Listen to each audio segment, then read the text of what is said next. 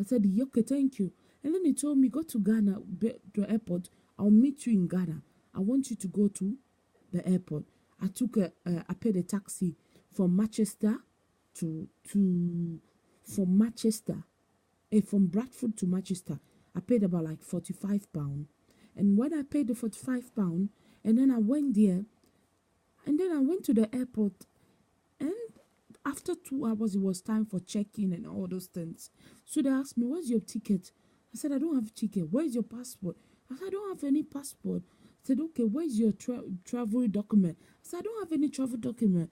I said, "Bishop Dak, I've already sorted everything out. He told me to come to the airport, that I'm going to Ghana to go and serve the Lord." That's what I told him. I said, "Bishop Dak, I've said I'm going." They was asking me, "Who is Bishop Dak?" I said, "No, Bishop Dak is my father. He said I'm going to Ghana to go and serve the Lord. He's going to come and pick me in the airport. You people should just let me go." Say, "We cannot let you go. We'll ring the police." They ring the police, and the police came there and took me out of there. And then I said, "Where are you from?" I said, "I'm from Bradford, but I'm going to see my father in Ghana." My father said I should come. Our bishop. I wasn't calling. I was calling Bishop in the beginning, but when I start getting used to him, I learned to love him. I start calling him Daddy. I said, "My daddy wants me to go to Ghana. He's waiting for me at the airport." And they realized maybe this girl is drunk or something. And the police took me out of there, say, "You have to go." Yeah, I was insisting, "You must let me pass. I need to go to the airport. I need to go to the train. I need to go to the plane. You must let me pass. My father is waiting for me in Ghana. My bishop, my father in Christ, he is waiting for me in Ghana. So you have to let me pass." They refused. And then I start crying. I was talking to myself. I saw Bishop Richard again. He came, "You, stop talking to yourself. Haven't I warned you to stop talking to yourself?" And then I start crying. And then Bishop Dago, each time Bishop Richard was so hard on me, it's like, "Stop talking to yourself. Why are you talking to yourself?" And then I'll start crying on the road. And then Bishop Dago will come, "Stop, don't cry. Don't cry. This is how Bishop Richard is. Don't cry. Stop crying." And then I'll say, "Okay, I won't cry again." And then I'll wipe my tears. And then we did the competition, and people preached for 1 hour. But Ange is the one that win, and I was the second winner when I preached to the little children. So Bishop Dak gave me a chance to preach. I was preaching in my room, only me with Bishop Dak, Reverend Steve Richard. They were there hearing me as I was preaching. All I thought that not everything was so real. I thought that not whatever, everything is true. And I was seeing Azo as well. Azo that prays in Lead Church, Master Seed. Azo were telling me, "Azo, like, I want to be your friend. Come to Lead Church. You can be my friend. If they don't love you in Bradford, come to Lead." And Reverend Steve was like, "No, you are not going to stay in Bradford anymore. I'm moving you to Lead because that pastor doesn't love you, him and his wife. That's why Bishop Dak suspended him. Move to Lead." I said, "Okay, I'll come." And then I'll see Bishop Dak was like, "I want you to go to London, to Victoria, to King Cross train station. I'll be waiting for you here." I was so happy. He said, "Bring your clothes, everything. You are going with me to Ghana to go and serve the Lord." I was so happy. I said, "Oh my God, I'm going. I'm not going to tell anyone." Bishop Dak said, "Don't tell anyone." No, and it was not Bishop Dak really, because I always listened to his voice and everything he said to me. He became part of me. Bishop Dak became part of me. He became part of my mind. Anything I wanted to say, he knew it. He was saying it. Anytime I was crying, he comes. Anytime I forgot things, he remind me to go to the toilet. He remind me, "Wake up, go to the toilet. Go and have your bath. Put on your shoe. Wear this one.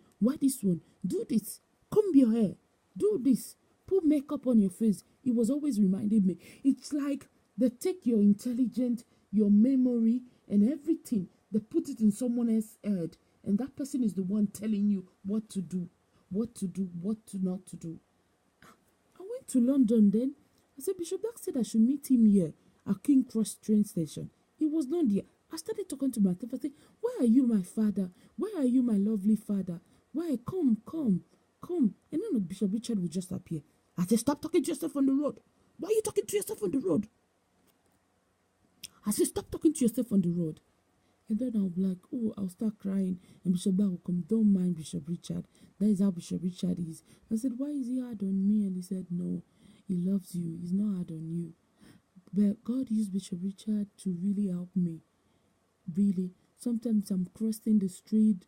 I'm not even looking at the road that the car is coming. I'll just hear Bishop Richard's voice. He will say, get out, cross quick, the car is coming. I couldn't remember anything. I lost my memory. Everything was gone. It's like someone who is walking. Other spirits are controlling my mind and thought. I couldn't remember anything. All I know is whatever they tell me to do, I do. I'll cross in the middle of the street. I'm just standing there. A car was coming to eat me. I just hear Bishop Richard for cross quick, get out there. And then I'll cross quickly. And I will say, do you see? You want to kill yourself now? Eh? And then you tell Bishop that I don't love you. And then I was like, oh, Bishop Richard, why are you hard on me? Each time I start talking to myself, I'll see him. Stop talking to yourself. And then that moment passed. Bishop Dag was always with me. When I wake up, he will sing for me. He will be singing a song for me. Bishop Dag was singing a song for me. If I'm sad, this is the song Bishop Dag was always singing for me. I want you to hear the song. This is the song Bishop Dag was always singing for me. Each time I'm in pain, suffering, crying, he was always singing this song for me.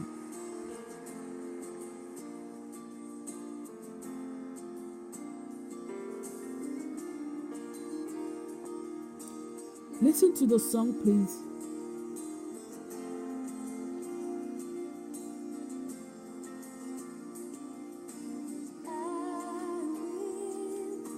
Bless the Lord forever.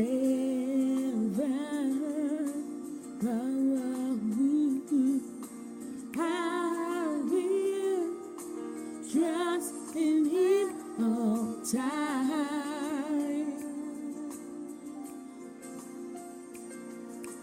He has delivered me from warfare.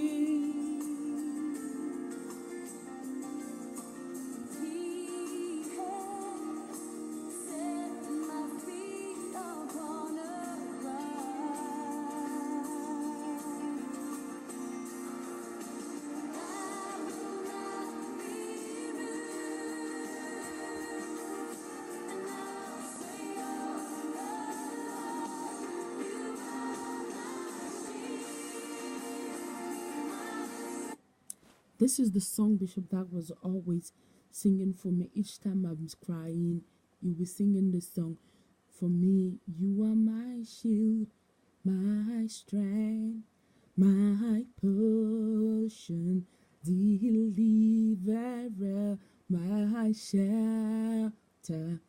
The song is called Made Me Glad. Hillsong. He always sing that song for me. You see, I'll stop crying. You sing for me, and then I will sleep. And then, yeah, that moment passed. Yeah, and then each time Bishop Dag, about 4 or 5 times, each time he'll tell me, go to this place, I'll go. He told me to go to Edinburgh, Scotland. I said, no, Bishop Dag, I'm not going this time. Anywhere you tell me to go, I go there, but I don't see you. Any airport you tell me to go. But God was good, really, because Bishop Dag didn't know me. The Bishop Dag that was seen was not the real Bishop Dag. The plan of the enemy was to take me to Ghana, to walk in the street and run mad there.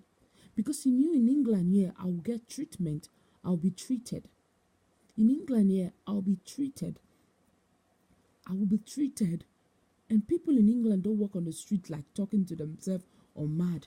That was what the first plan was, to take me out of church.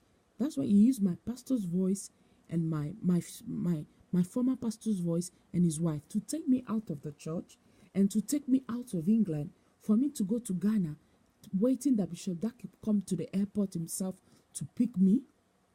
So when I could have reached Ghana, I could have been going on the street keep on talking to myself and run mad. No contact. I couldn't have tell anybody. But what saved me was my passport expired. So I couldn't travel. I couldn't go. And then Bishop Black was like, no, I'm sending you. And there was like a guy, a guy that was always saying, he was always coming to Bishop, said, I love your daughter. I want to marry your daughter. Bella, I love her. And then Bishop Black was like, really, you want to marry my daughter? You can marry her. And then Bishop Black was like, that guy really loves you. He said he'll marry you. And I said, Daddy, is it true he loves me? He said, yeah. He spoke to me. He told me that he loves you, that you're the most beautiful girl that he loves. He want to marry you. And I said, okay, Daddy, because you say so, I'll listen to you. And then when he said that, and then